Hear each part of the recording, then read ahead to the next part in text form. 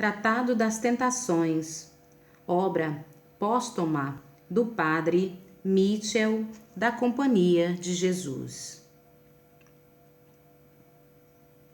As Tentações, capítulo 1.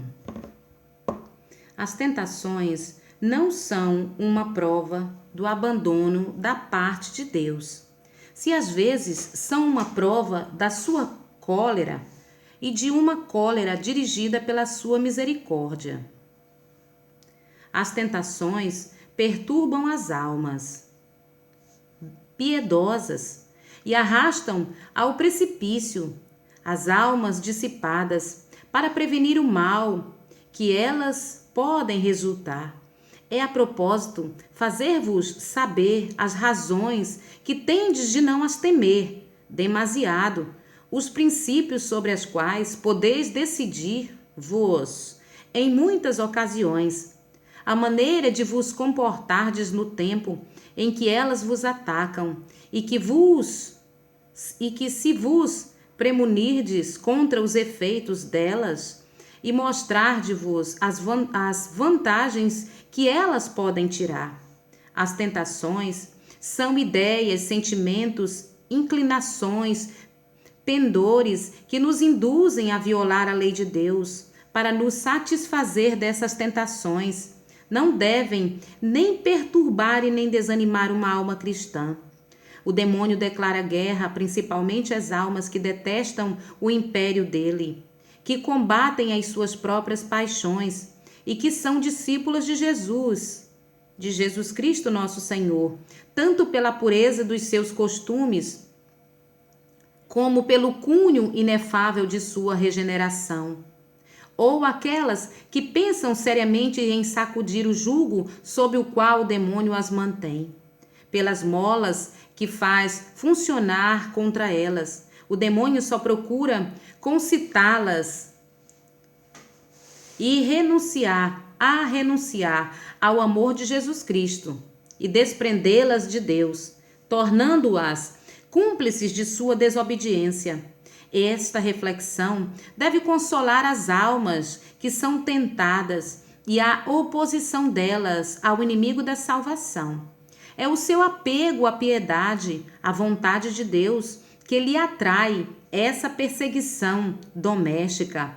Um pouco de constância torná-la-ás vitoriosas, firma-la-ás na virtude. Almas naturalmente tímidas ou aquelas que o Senhor por longo tempo conduziu na calma das paixões e nas doçuras da paz. Imaginam que as tentações que elas às vezes experimentam são sinais da cólera de Deus sobre elas. E com isso, chegam até a pensar que Deus as abandonou.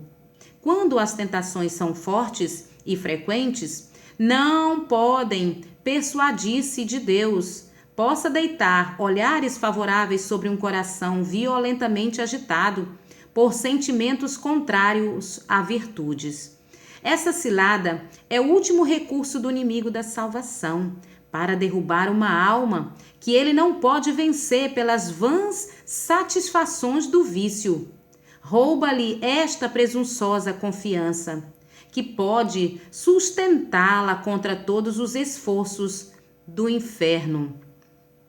Grosseiramente se enganam essas almas, as que são instruídas e as que conhecem melhor os caminhos de Deus. Não se surpreendem com essa guerra, que tem de se sustentar.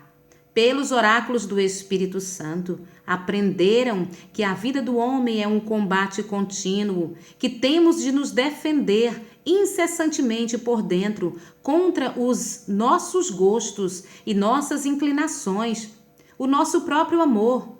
Esses inimigos domésticos são capazes de nos seduzir pelas suas artimanhas e pretextos. Por fora, contra a sedução dos maus exemplos, contra o respeito humano, contra as potências do inferno, invejosas da felicidade do homem e conjuradas contra ele desde o começo do mundo.